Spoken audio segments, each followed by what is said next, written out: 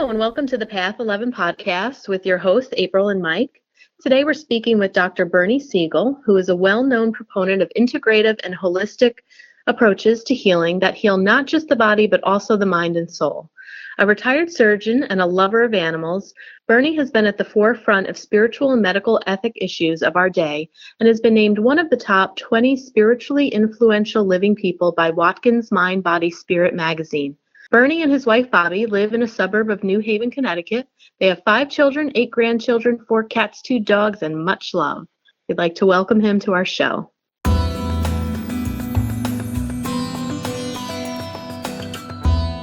We would like to welcome Dr. Bernie Siegel to our show today, a fellow New Yorker. I see that you were born and raised in Brooklyn, New York. Yes, big part of my life. Yeah, and we're both kind of upstate New York, so we're pretty proud New Yorkers here. So it's nice to have a fellow New Yorker on our podcast. And Bernie has such a wealth of information. He has over 12 books, a bunch of audio books, CDs, and DVDs, and we are going to try our best in about an hour to tap into his wealth of information on healing, on the topic of love, hearing about some of his just ideas about mainstream medicine, and talking about a couple of excerpts of some of his books, and also just how the mind can heal the body itself. So welcome, Bernie. And we'd also, would like to get a chance to talk about your newest book that you have out as well. All right. And but I'd like to start in the beginning, just to kind of hear a little bit about your medical background. I know that you were a pediatric surgeon, and some of the work that you've done with the book Love Medicine. Yeah, I trained at Yale, did what's called general surgery, but I felt at that time that this is a number of years ago, there was nobody there who was specially trained in pediatric surgery. So I went out to Pittsburgh Children's Hospital and had a year of pediatric surgery, and then came back and practiced both things, and with other surgeons. But I say with other surgeons, but we cared about people. That was what our practice was about. And literally, it wasn't who paid you, who didn't pay you, it was taking care of the people. And it was very comfortable working with other surgeons who were like that. I mean, we all became doctors for what I call healthy reasons, because we cared about people, not because we were fascinated by the human body, as a lot of students say that's why they want to be a doctor. But you realize people come in the body. But that's what also led me to have difficulties. As a matter of fact, one of my patients was a veterinarian. And when I was going through a period in the 70s of just emotional trauma from not being trained to take care of people, the sentence that struck me was, I don't know where I read it, doctors are trained to treat the result, not the cause. So you get all these years of how to treat a disease, but not how to take care of the people with them, or how you're going to feel because of all the things you can't fix and cure. And the deans of all the schools I went to, when I would write to them, they never wrote back to me telling them, what they didn't do for me. But anyway, one of my patients was a veterinarian. And I said to him one day, you have to do me a favor. He said, what? I said, I want you to help me get admitted to veterinary college so I can become a veterinarian, and I'll give up medicine, and I won't have all this emotional stuff I'm going through. And he said, Bernie, don't. I said, why not?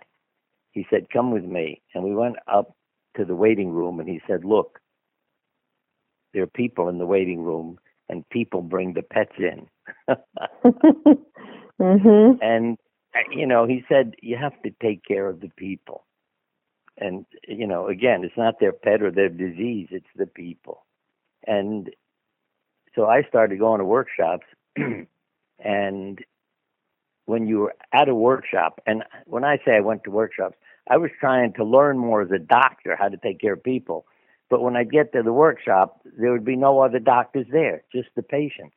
But that was the best gift of all, because my patients would come and sit around me. They weren't afraid of me as a doctor. And one of the them was a young woman with breast cancer. And I always keep saying, I wish I could find her, because her words led me to redirect my life. She said, "You're a nice guy. I feel better when I'm in the office with you, but I can't take you home with me. So I need to know how to live between office visits." That's the title of one of my books, too, when I learned how to help people. But I thought, wow, I don't have to feel like a failure. If I can't cure a disease, but I could help somebody live with it, then I've done something for them. So I send 100 letters to people with cancer from our office saying, if you want to live a longer, better life, come to a meeting. And I expect hundreds of people to show up. I really was a nervous wreck. You know, what are you going to do with all these people? You didn't tell them they couldn't bring friends and relatives. 12 women showed up, and I couldn't believe it. You know, where was everybody? But ultimately, I began to learn that people were afraid of failing. Or I may ask them to draw pictures, or I want them to read a book. They don't have time for that, and they're not artists. And what if they do it wrong? What if they don't get well? You know, it's the whole failure aspect. And again, I can say the animals are great teachers because they don't worry about doing it wrong, if you know what I mean, or looking in the mirror, you know, about, oh, look what this has done to me. They're here to have a nice day. And the children are like that too. They became my teachers.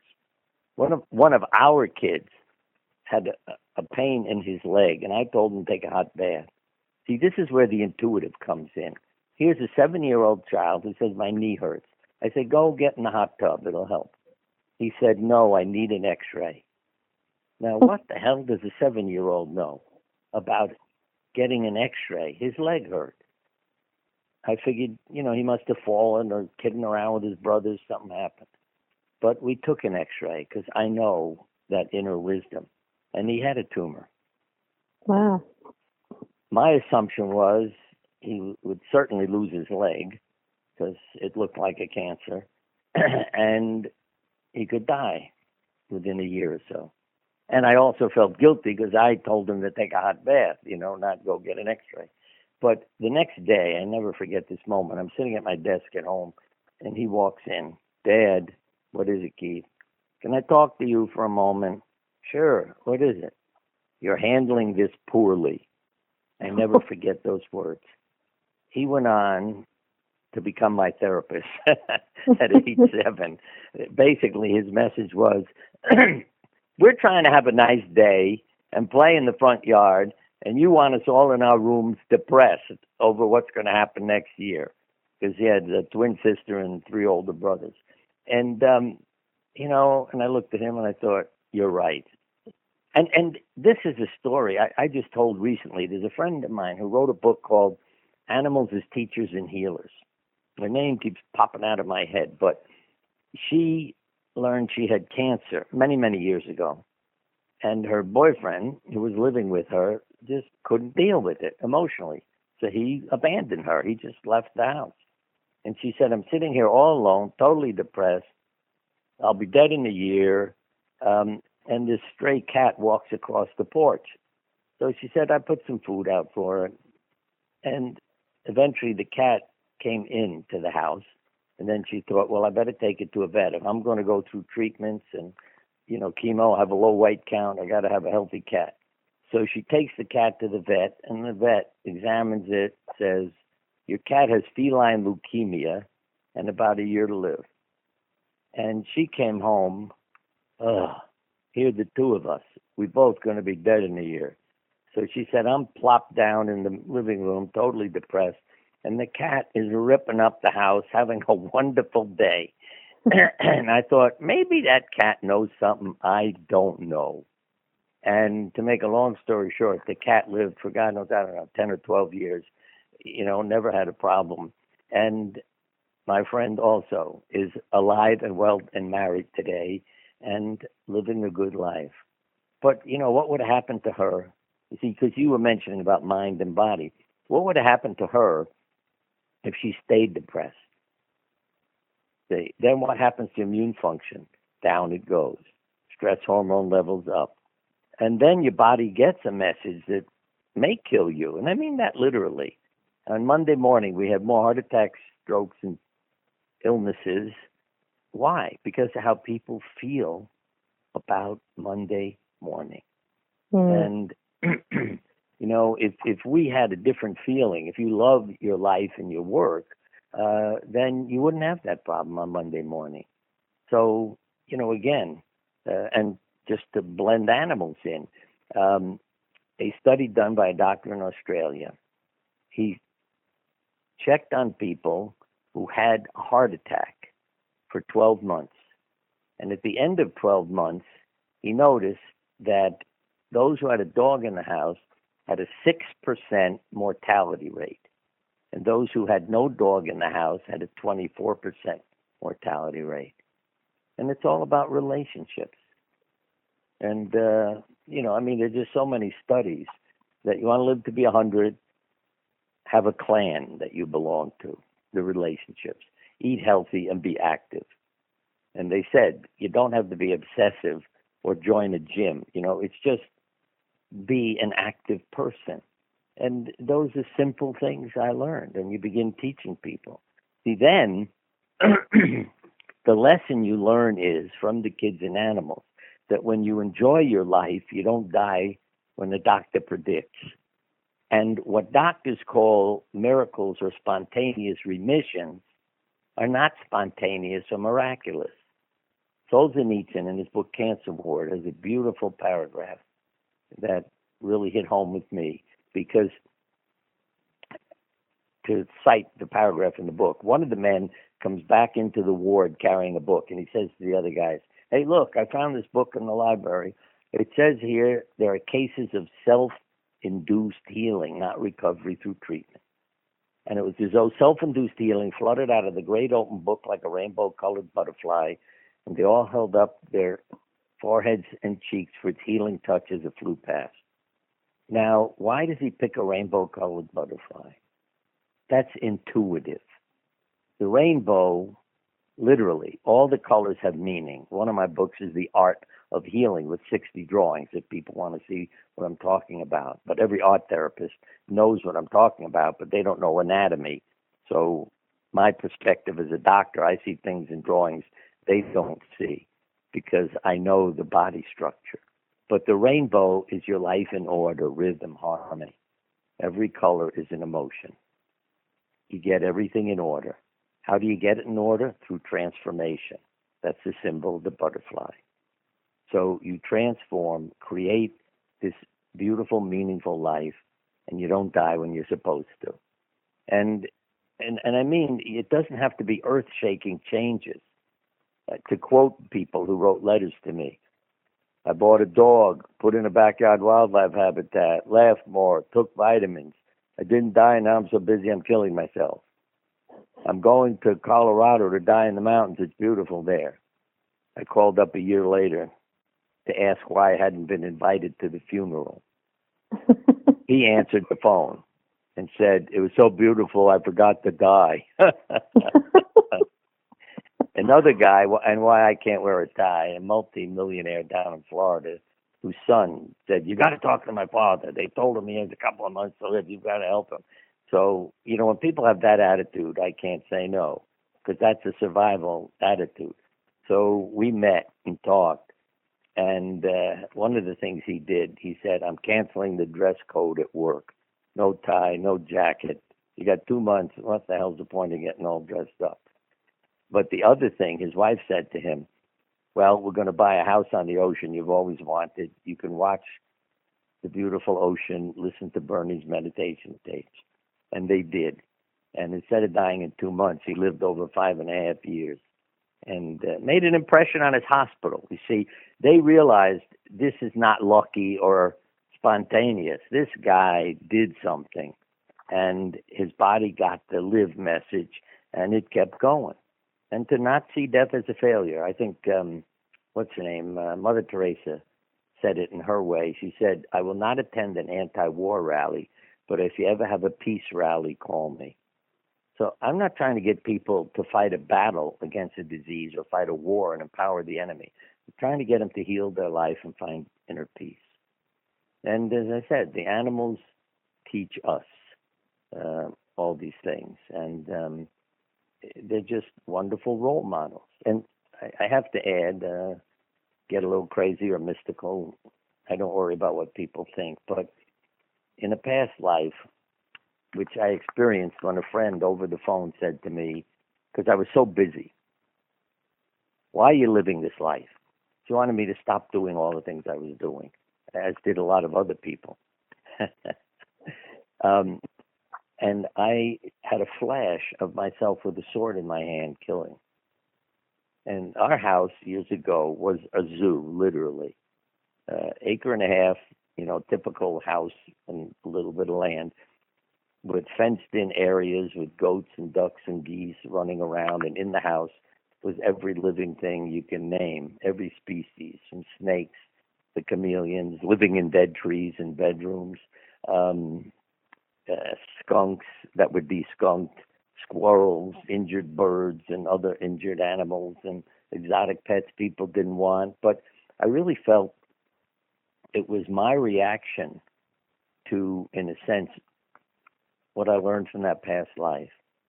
I mean, to have faith, to not injure, not kill, but to love and care for all these creatures. And they were family. I mean, there's no house like ours was.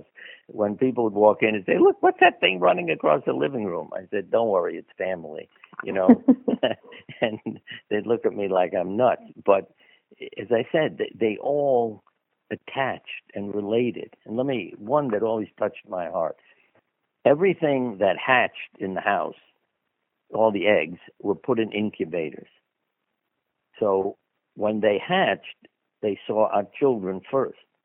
So our kids were seen as their parents.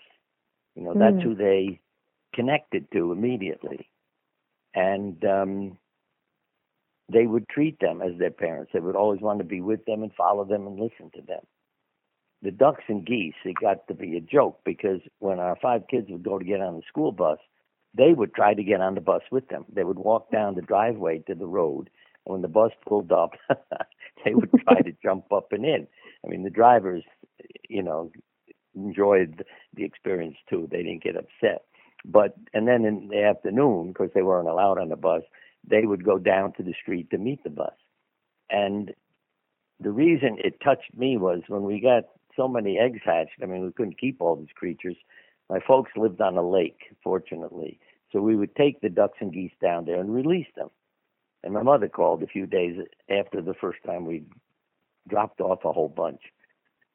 Bernie, what is it? My neighbors have a question. What is it, Mom? They want to know why all the ducks and geese come out of the lake every time a school bus pulls up on the street. Now that touched my heart. Those ducks and geese were looking for our kids. And, and that's what we all need to do, become family. And it's once I get started, one story connects with another. Let me just say one more, and then if you have some questions. Because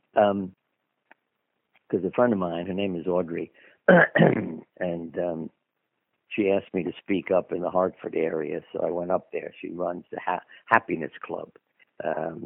And for her, it was work because several years ago, and in this new book, her story is there by Audrey Carlson. But briefly, many years ago, her daughter wanted to get her father a dog because they had cats in the house that were female, 3 girls, and the mother. And the father felt he was outvoted on everything because every other creature in the house was a female. So she was going to get him a male dog. But when she went to the breeder said, no, that dog that you wanted, that black poodle, is already S4, so I can't give it to you. So she went home. And in a year or so later, she was murdered by somebody. And, and that breaks everybody's heart to have that happen to your child. But when they recovered from it, they thought, why don't we get a dog to honor her and to help Dad have a male in the house? So they went to the same breeder, and said the room was just filled with dogs running around, crazy bunch of poodles. And the breeder blows a whistle, and they all stop, except one. Runs over and jumps into the father's lap and puts his paws on his shoulders. And Audrey said, my husband just burst into tears and started just crying and crying as this dog just stood there looking at him. And the breeder said, oh my God, what is it? That's the dog your daughter picked out for your husband. And the people couldn't keep it, so they returned it to me. Well, of course, they took the dog home, and he became a big part of their healing. And that's, what the animals keep teaching us. I always say, if you don't know what to do, ask yourself, WWLD, what would Lassie do? And then go ahead and do that. Yeah, and that speaks a lot to just, the theme of trying to get people to loosen up and not take life so serious, to have fun, to play.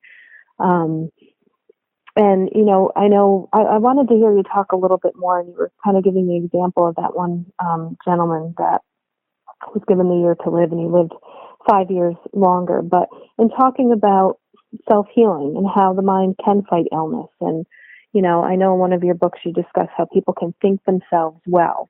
Oh, yeah. So, if we have listeners out there that maybe might have been diagnosed with something recently or have been struggling with a medical issue, how do you really educate people and encourage them to practice that?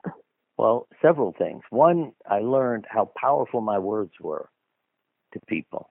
Hypnosis began to be something I became interested in because you're a child lying in the emergency room. Dr. Siegel comes in and says, I'm going to take you up to the operating room, and you'll go to sleep when you go in the operating room. Now, I'm thinking of anesthesia to reassure them that we won't, do anything that's painful for them, that they'll be asleep. We took the kids up to the operating room on their stretcher, wheeled them in, and they would fall asleep on the stretcher when they went in the room. Now, you'd say, why is that? Because that's what I said in the emergency room. You go to sleep. And it began to become a joke because then I began to say that to every child. And the staff in the operating room would burst out laughing as kids fell asleep.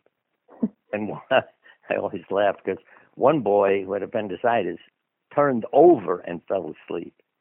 So when I picked him up, I turned him back when I put him on the operating table. And he started shouting at me, what are you doing? What are you doing? I said, I'm turning you over so we can go ahead with the surgery.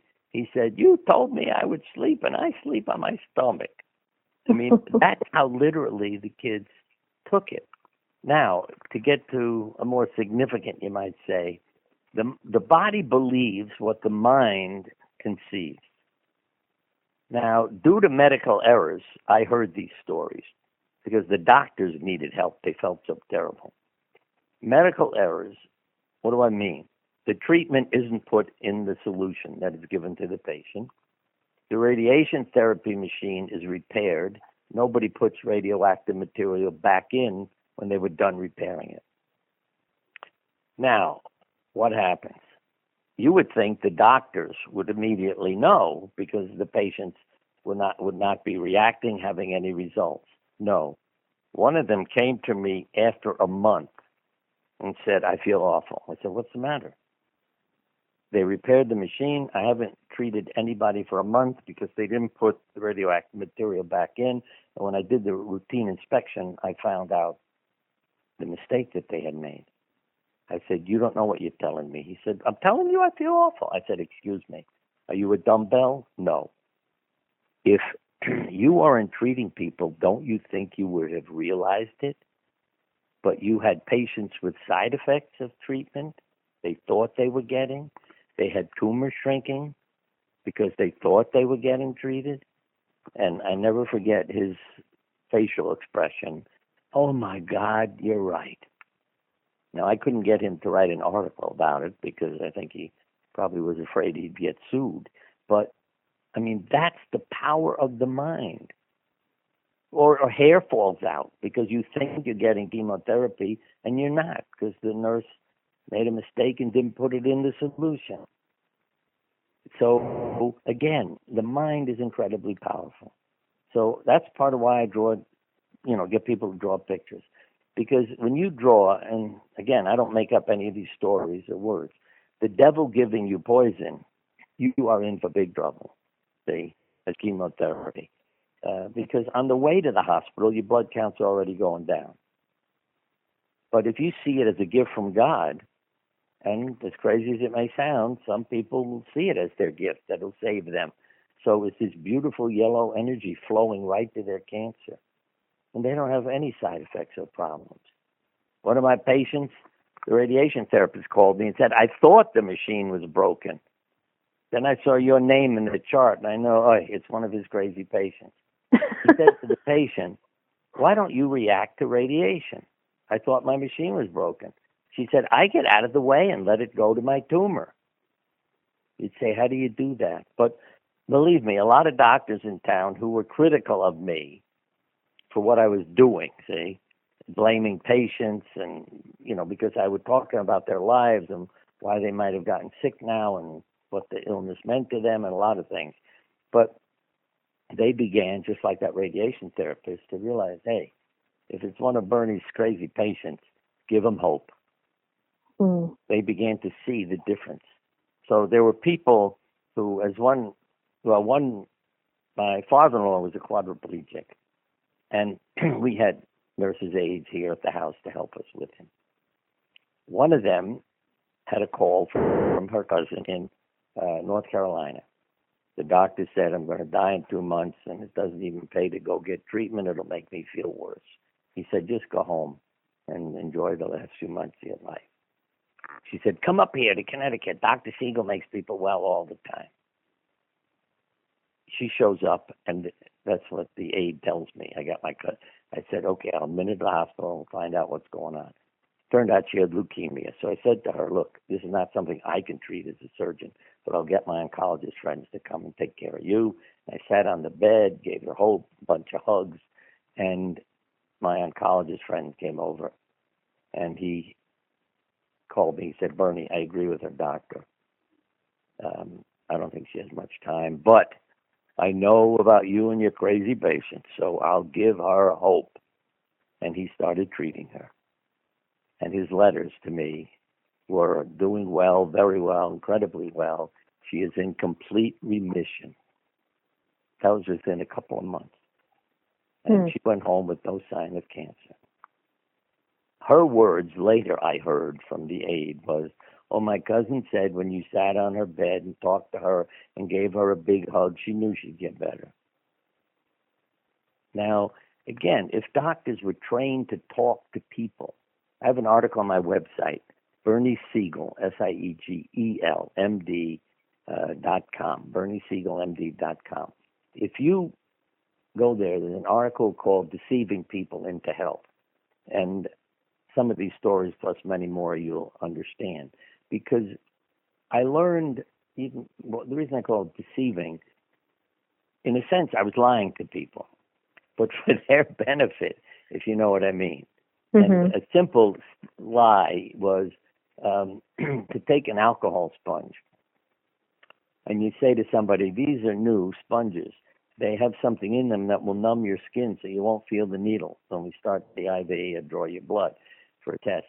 And I would rub them firmly with it and then put the needle in. Now, literally, a third of the people had no feeling of pain at all. Total anesthesia. Thank you. Why don't the other doctors do that? And the others would say, I felt it, or it still hurt a little. But it was a very different reaction. So I would assure people of things so they had confidence in a treatment, whether you call it a placebo or anything else. Now, a lot of times I felt what detracted from it was I had to tell the family what I was doing, and that would take away, you might say, some of the belief and energy.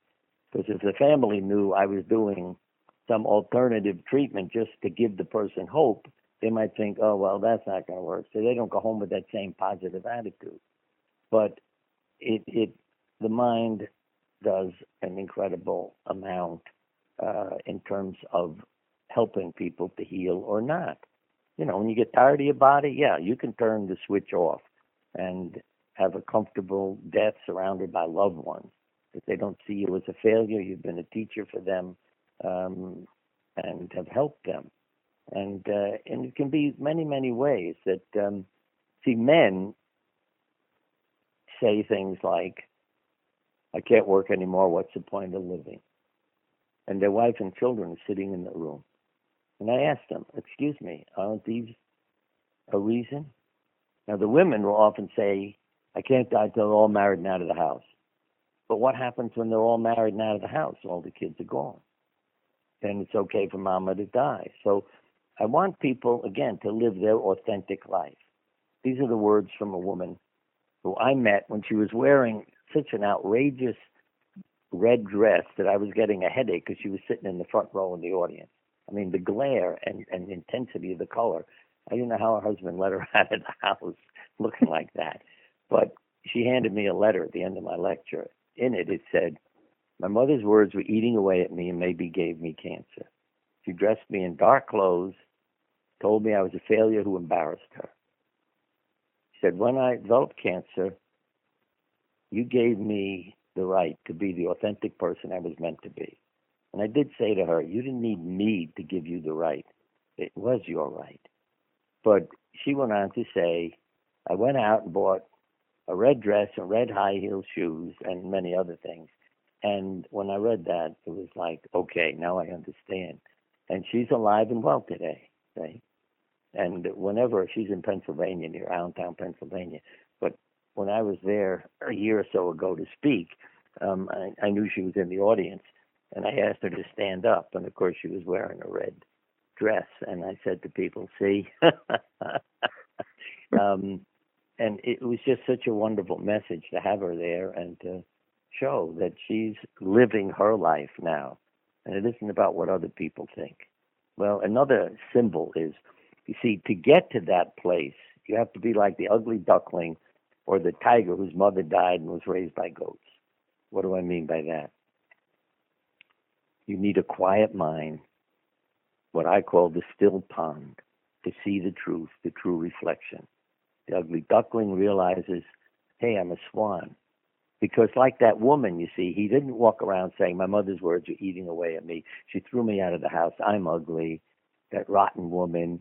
Yeah, you could spend your life hating your mother, or, like all the headlines, go home and kill everybody out of revenge for not being loved. But the opposite of love is rejection, indifference, and abuse. And then you seek revenge. And that's really the story of our civilization. If you grow up with love, then you care about all living things. Let me give you a test question. It may be a diversion, but at least you'll know what you're like. You have to answer me. Okay. After the rain, you go out in the street and you see several worms lying on the pavement. What do you do? I guess what I would do is pick the worms up and move them over to the grass. Good. You passed the test. Because I've been picking them up for years, thinking it's part of your neurotic behavior like all the animals, you rescued. And then I came across, thank goodness, some of Schweitzer's writings, because he talked about a reverence for life. And he said, if you're walking down the street, you see a worm, pick it up and return it to the earth. And if you see an insect in a puddle, give it a leaf to climb on. See, you grow up with that kind of reverence for life, which our children literally have because of what it was like. They wouldn't even let me swat insects in the house. They would yell at me if they saw me going after some, bug flying around the house and say, Dad, just let it out, And one of them, who is in law enforcement, and in order to be accepted into what he's in, they are asked the question, are you capable of killing someone? Now, at his graduation, that really hit home for me, that your child is asked, can you kill someone, and has to say yes if he's going to continue on. But obviously, the killing is not about, the headline type killing. It's about saving lives. And he emailed me saying, and why I'm not worried with him having a gun, saying that he was in training, and between classes he went out for a walk and saw a turtle on the street. And his sense of humor is, it must have been a male who refused to ask directions. But he said, I picked it up, spent half an hour, found a pond, and released it. That touched my heart, you see, because here is someone who is in law enforcement, has a gun, and spends a half hour saving a turtle's life. I don't have to worry about him hurting anyone. And that's how we all have to grow up, with a reverence for life. And then there are many ways of dealing with the issues and the problems. I always say we need to be a love warrior. Use love as your weapon. And then people don't know what to do with you. And in a sense, the animals teach us that. Well, the story pops into my head because we rescued a rabbit. It was running around out in the woods near our house, and I wrote a little book about it called Smudge Bunny, because it was a black and white rabbit, so it was Smudge and Snowflake. You capture them in a have-a-heart trap, brought them in, and they became what's called house rabbits. And literally, they're like cats. They live in the house. They're smart as hell, use litter, eat the food out of their dish, and are very... The only thing is you have to cover the wires so they don't chew on anything and, get electrocuted. But just one, when I say they're clever, when they want attention, I would sit in a chair in the living room reading a book, and the rabbit would jump up next to me, grab the book or the magazine, throw it on the floor. And I knew the rabbit was saying, hey, I want you to rub my stomach, never mind the damn book. I mean, I just loved that kind of behavior, how assertive this little rabbit could be. But 10 days after we got it, I left the house and forgot to shut the pet door. But because I had been warned that the pets all have to know each other. They can hurt each other. But I thought that it probably was okay, so I didn't go back and shut the pet door, because the rabbit was outside and our dog Furphy was inside.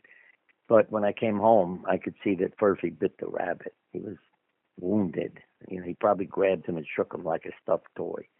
And I broke my heart. But when I was taking care of the rabbit's wounds, plus with the veterinarian's help, I don't mean I did it all.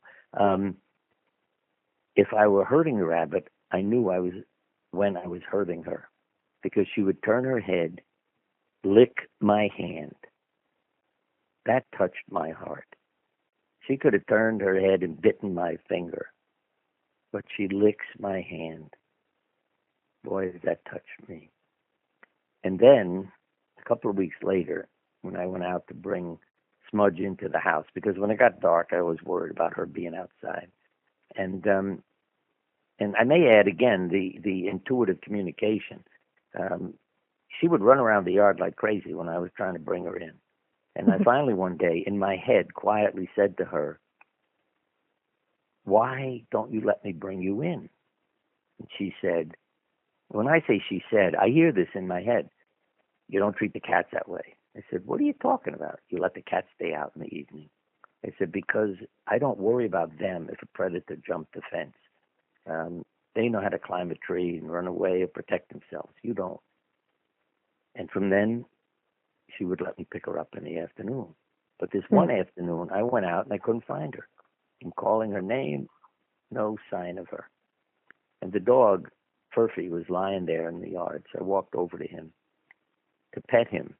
And when I bent over, who is tucked into his back, he's a very furry dog, that's how we got the name Furphy, that the rabbit was tucked in against his back, hiding behind him so I wouldn't see her. And I thought, there's my lesson from her today of forgiveness. Here's someone who grabbed her, threatened her life, but they're friends now. And that's what I call, in a sense, a love warrior. She's not biting him, running away from him. He's her friend now. And those are the lessons you learn. And I may add, if people want their heart broken, go on the internet and look up a poem called Rags by Edmund Vincent Cook. I'll tell you how it ends, but read the whole thing. And the dog I have now, I named after that poem, Rags. But in it, a soldier, his life is saved by a dog named Rags. And when he's discharged, he wants to bring the dog home, but he can't find him. So he presumes he was sent ahead. He gets back to medical school. That's why this touched my heart. And he goes into a class where they have an animal cut open for everybody to study and look at. And he walks over and he realizes it's Rags. And the dog licks his hand and dies. And the poem ends with basically, well, if there's no place in heaven for a creature like that, I'll take my place in hell. But when I read that, yeah, I was in tears, because it is so true that they don't resent, they don't hate, they forgive and love. And the animals are our teachers, really. And I'd say over and over again, they're wonderful role models. And just enjoy the day and accept you.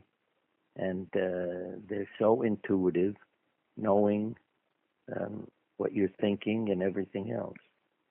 Yeah, I had one of the cats that we had named Hope.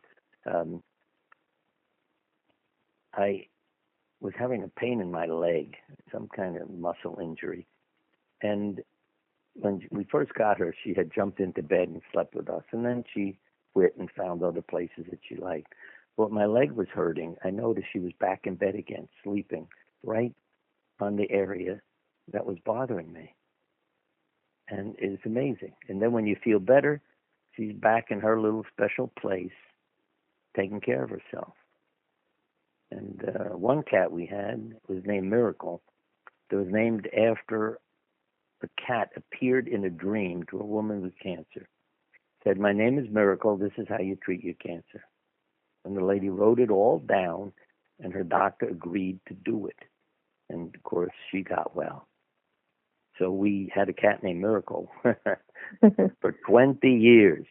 And she had hypothyroidism and had a reaction to medication we gave her. So she died not because she was sick, so to speak, but because of the crazy reaction to some medication. But any cat lives 20 years is special. And I used to take Miracle, something humorous for a moment. I used to take Miracle everywhere, because she was brought here as a kitten after I heard about that lady's dream, when our son walked in the door saying he rescued her from a garage. He said, well, her name is Miracle. And I just took her everywhere. She got to know people, took her to nursing homes, and even I went to a car wash, she went with me. She'd sit on my shoulder if I went places, went shopping. She'd just sit there, and people couldn't believe it. But they had a dog show in town, and I took Miracle and Furfy to the dog show, because Miracle always acted like a dog. She'd walk with you. You could call her, give her commands, and she listened to everything I said better than a dog. And when I walked in, people said, "Excuse me, this is a dog show." I said, "She thinks she's a dog, and I'm not going to hurt her feelings." So they didn't know what to do with me, So I walked in with her, and all the dogs came running over. It's like, what the hell's the cat doing here? And they came running over, and she just sat there, no fear at all. 200-pound Newfoundland is sniffing her, and she's just looking up at it. And so she got so much attention that the next year they put the sign up about the dog show, and it said dog show for dogs only. And I knew they were telling Siegel not to show up with that cat. With the cat. Yeah. Yeah. Now, some of the stories that you're telling, are they in your new book that's coming out, Love Animals and Miracles? Yeah, because what I do I collect a lot of stories. What I learn is what changes people are stories. Mm-hmm. Because if you start talking, as I used to, like a doctor, scientifically in this study, then people argue with you, that wasn't a well-controlled study, and so you end up arguing about the study. And instead, I would tell stories, and nobody felt threatened by a story. It's an anecdote. It's a story. But it opened their minds to have other stories come in. And, and then they would start talking to me, and we would dialogue and open people's minds. And that's the key. I always say to people, don't let your beliefs limit you. Live by your experience. So these people send in stories in many of our books, from A Book of Miracles to Animal, Love, Animals, and Miracles. There are many books where people have sent in stories, and then I comment about the story. There's one called Faith, Hope, and Healing. Again, where the patients can be your role models. So after somebody tells their story, I can say, here's what they're teaching us. And then people not only have the story, but learn from it. So it becomes their, what I call, life coach. That the coaches can be critical of you, but that's for them. They're trying to improve you. And I may add, if anybody goes to a doctor, ask the doctor, are you criticized by patients, family, and nurses? And guess what the best ones say? Yes. You'd say, why are they the best ones? Because the criticism is about doing it better. And they're willing to listen and improve. As one nurse said to me, when I asked her, what am I, the worst doctor? Why are all the nurses telling me what I'm doing wrong? And she said, because we know you care, so we tell you if there's a better way of doing something. She said, there are a lot of doctors who always make excuses, and we don't bother to talk to them because they're not willing to change or learn. So keep learning and look for life coaches. Now, what I mean by that is, it's not, the nurse doesn't come up to me and say, you're the worst doctor in the hospital. That doesn't improve me. See? But as one patient said to me, what's wrong? I said, what do you mean? Your face is all wrinkled up. And I said, I'm thinking about how to help you. She said, think in the hallway and smile when you come in here. Boom. See, that taught me something, that I can come in and scare patients because I'm thinking, but the expression on my face is scary to them. But I need to do my thinking and then come in having worked it out with a smile, saying, I know how to help you. And those are the things I learned. Awesome.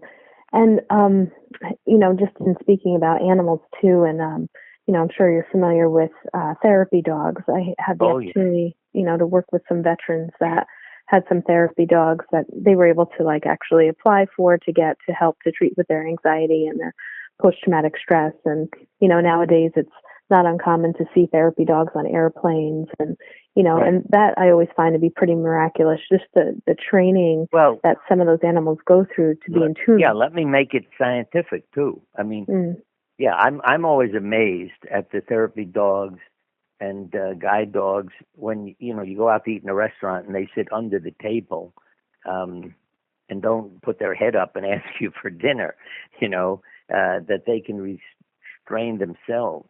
But again, the science, when you pet a furry creature, your oxytocin and serotonin levels rise.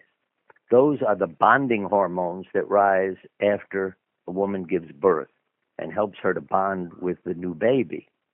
And those are the things, once people begin to look into it scientifically and not say this is all crazy, what difference does it make if you have a dog? But it does, and it changes you chemically. And so, matter of fact, any women, single women listening, if you're looking for a husband, get a dog first and take it for a walk where men are. And you'll be amazed how many guys start talking to you because you have a dog. I mean, I'm laughing because, I'll take our dog for a walk. And when I get home, my wife says, did you meet anybody? She's always checking on me. But I notice how many people talk to me because I'm walking a dog versus if I'm walking on our town trails that are there for, as walking trails. They'll walk by you listening, to their radio or on their phone. But if the dog is there, oh, how cute, and you get into a conversation. Now, do you also want to speak to what humor does for healing? It's laughter. Well, one of the things that impressed me was you can't be afraid when you're laughing. And I mean that literally. It's something I learned. It just breaks through everything. And so again, especially with the kids, as a surgeon, I would do childish things, silly things, and the kids would laugh, even playing, childlike music in the operating room. But again, when you talk about playing music, imagine lying on the operating table and you hear Frank Sinatra singing, "All of me, why not take all of me?" And the patient said, "Is everything all right down there?" And then the whole room is laughing because of the song. Or another time, Amazing Grace came on, and I hear the patient say, "Is everything all right?" When you get all that spiritual music. But a specific example, a woman who was in great fear of surgery, and I literally spent over an hour trying to calm her down because I thought it was dangerous to bring somebody who was this frightened into the operating room in terms of heart problems or something else that might occur. But I realized I can't spend the whole day talking to her. It's not really making much difference. So we wheeled her into the operating room. And she sits up on the stretcher and looks around and says, "Oh, thank God, all these wonderful people are going to take care of me." And I thought, if I agree with her, that isn't going to accomplish a damn thing. So I said, "I've worked with these people for years. I know them. They are not wonderful people." Now, the look on her face for a moment was, "I'm getting out of here." But then, she realizes, "Oh, Siegel, he's kidding." And she bursts out laughing. And, of course, the staff in the operating room knows I'm not normal. So they were all laughing. And we became family. And I realized that's what humor did. And I call it childlike humor. It is not rude. It's not putting anybody down. It's just fun. And then they burst out laughing. I mean, let me give you another example. I don't know if it's in this book, but we have 5 kids. They're in the kitchen raising hell. And I came in and I said, "Look, you may choose peace or you may choose conflict." And our daughter, who has a hearing impairment, said, "I'll have pizza." And they all started laughing and their arguing is over. And those are stories they never forget. The animal side, one girl, 4 boys we have. And one of the boys was into reptiles and snakes. And it was like the snakes knew that Carolyn couldn't deal with snakes. And if they got loose, they always went to her room. Oh, boy. And in those days, she had a typewriter with a cover over it. And they seemed to love to go into that, dark, hidden space. So she would go into type, and you'd hear her scream. We'd know where the snake was.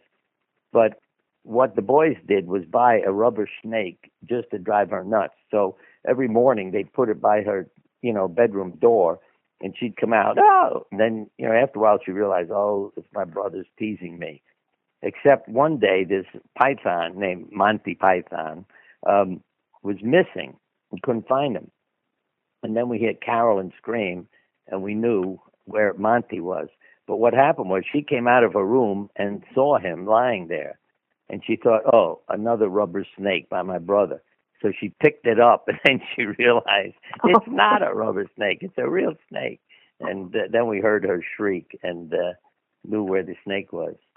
And, all those things help the house lighten up and just, be together. One of the birds that Carolyn rescued was with an injured wing. It lived in the house with us. And then when it learned to fly again, we put it outside. And like those ducks and geese, it didn't leave. It stayed in a tree in our front yard. And it knows time, too. Animals know time. There's no question about that. It would come down every morning, when we got up to get ready for school and work, and wait for its meal. And then after it got fed, it would go sit in the tree again. And it hung around for about a week, and then it left and broke Carolyn's heart. But I said, "Hey, it wants to find friends, and it can't live with us forever out in the front yard." But again, it's that attachment. You let it go, it didn't zip away. And one more mystical, if you have time for it. On my website, there's a story called "You Can't Sleep with a Butterfly." My wife and I, went to the Hawaiian island of Kauai a couple of years after a patient of mine died there, getting her relationship straightened out with her mother, and she did and died peacefully there. We get there 2 years later to do an outdoor workshop. We go into a store, and there's a butterfly flying around in the store.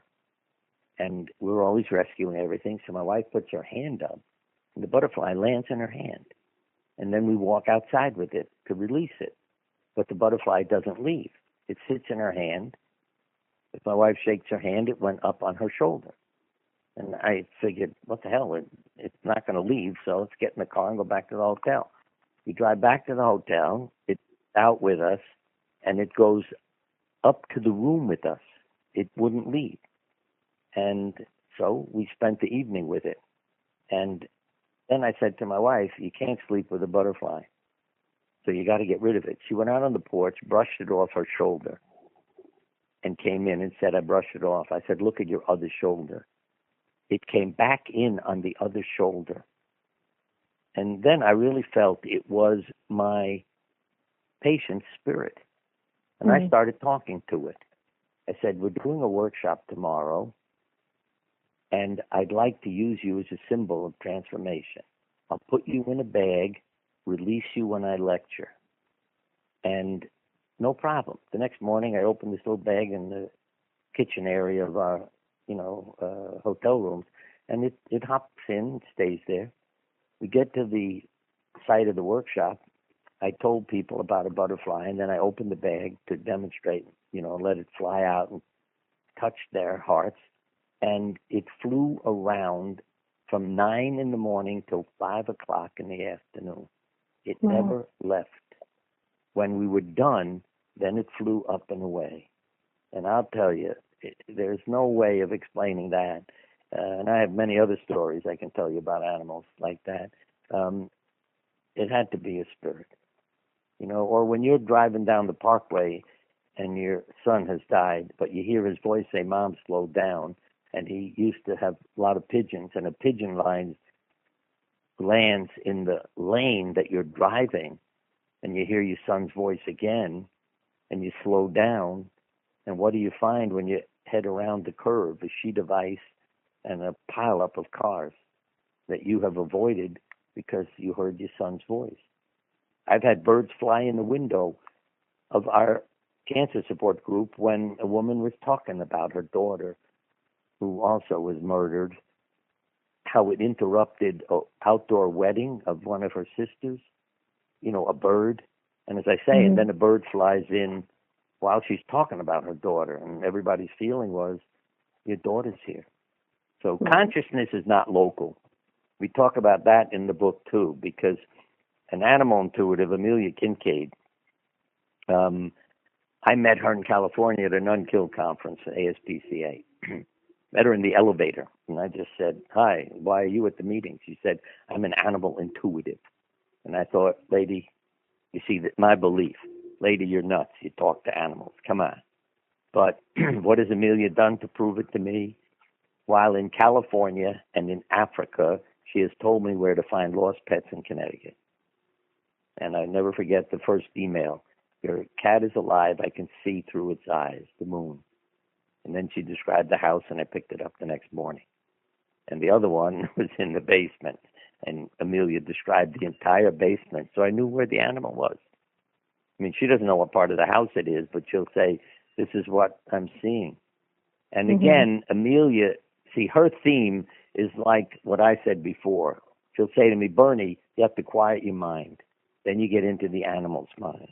But when you're frantic about where's my dog, where's my cat, screaming their name, you're in turbulent water then, and it's never going to happen. And I've seen it work when I can't find our dogs and what is happening. You have time for another story? Yeah, we're running out of time, but we probably have a couple of minutes left. So yeah, why don't we tell one more story and then we'll end there. All right, I wrote a book called Buddy. When I went out to walk the other dog, Furphy, a voice said to me, go to the animal shelter. I went down there. I walk in, there's a dog sitting by the door. What's his name? His name is Buddy. He's been here less than 15 minutes. He said, I'm here to take him home. On the way home, I stopped for gas. He jumped out of the car and ran away, and we had a hell of a time getting him back in. At home, I said to him in my mind, why did you do that? He said, I belong to a couple. The husband's an alcoholic. When the wife would say, take the dog for a walk, he'd lock me in the car while he went to drink at a local bar. I never want to be in a car, and then he would abuse me on the way home. Mm. And I knew the truth of that, because when I'd pick up a broom or a stick when we're taking a walk, he would cringe as if I was going to beat him with it. And I promised him, after he told me the story, I would never do that to you. 2 weeks later, I accidentally hit the button on my car keys and opened the car as I walked away from it. When I came back, the same dog, Buddy, was sitting in an open car. That's what impressed me. When he knew, I love you, I would take care of you, I will never injure, or hurt you. Because when you'd say to him, come here, he would back up because of the treatment he had been exposed to.